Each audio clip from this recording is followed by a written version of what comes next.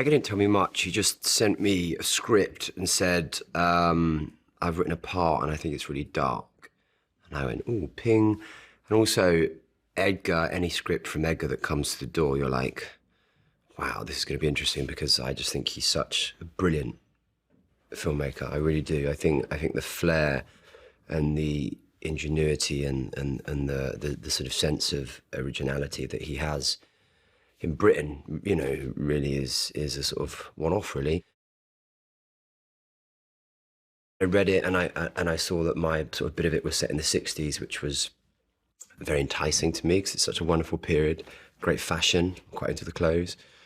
And then for one of Edgar's scripts, I thought it felt different. And there's so much of it, you know, that sort of really dark thriller that unfolds within the movie, I found really compelling.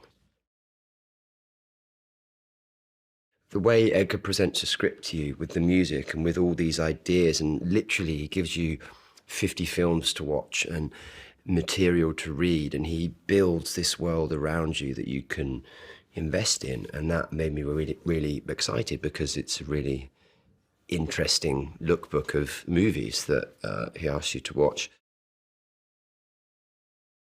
The singularity that he brings, his style that he brings to the film, and the colour, that amazing Korean colour that can appear in his films and in films from that country sometimes, where they're quite bold with colours, and I think he's done that in this film, and it feels there's a sort of the palette of colours is really striking, and I think he's just really talented, and together that's quite an exciting combination, I think, those two.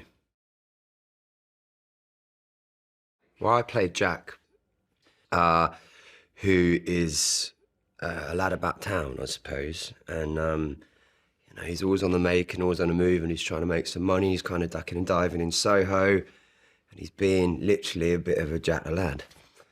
And he's got a sharp suit, and he's got a nice motor and all that, and he's well turned out, and he's trying to make a bit of money.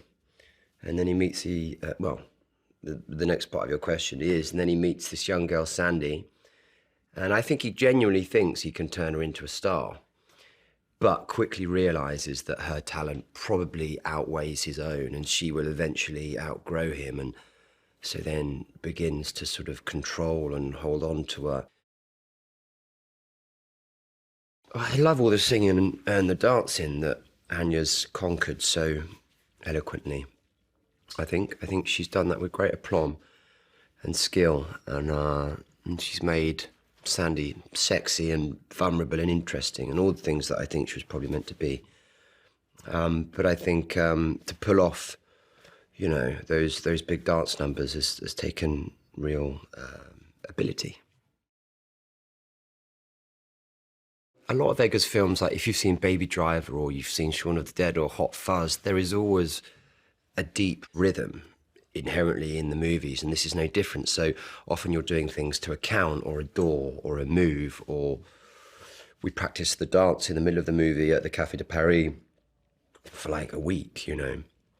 But it's cool, I think that's a cool moment. And yeah, it's you know, music and rhythm and dance and movement in this movie are real sort of characters, I suppose.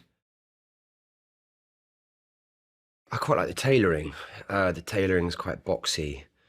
In the suits, they're quite square, that sort of gangstery look. If you look at any pictures of the Krays or any of those guys from back in the day, they, you know, I mean, or you were a mod or something, which is a bit leaner, but for someone like Jack, we went for that more boxy style, and the colours are quite vivid, quite bright. If you look at any of those movies and the references that Edgar sort of gives you, you know, the women are in just very bright clothing, really, and similarly the sort of men are sometimes as well. And I don't know, it's like anything, isn't it? It was a period in time. I thought the cars were pretty cool and the bands were pretty amazing, and like anything, it's coming out of a sort of repressed time into a very expressive time, and hopefully that's the bit of our movie that we're in. And obviously that then goes on to inform all of Eloise's choices in her life, in fashion and it's cool. It's a cool, cool element of the film. We shot in the middle of Soho. We shot on the Haymarket in London, and they literally put some awnings over, shops and restaurants that I go in. And I've got this amazing Triumph that I drive around in, and I mean, I have mates coming up to me in the middle of Soho being, "Oh, Matt, are you in a movie in the middle of Soho?" I'm like, "Yeah, yeah." It's just cool. It's cool, and it's wonderfully designed. Marcus has done a fabulous job, and I mean, and then particularly things like the Café de Paris, which they built to scale.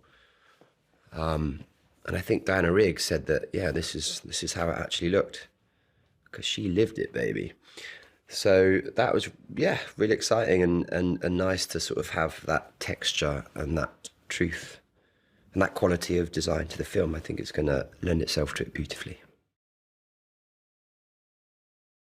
60 stars. Yeah, it's an incredible thing, really. They were huge stars and still are of the time, And I mean, Terry and Julie, he's in a Kink song. He's in a goddamn Kink song. Doesn't get any bigger than that. And his brother managed The Who. I mean, there's, like, Terence is, like, fascinating. Yeah, and Dana's amazing. I love her. We're very lucky.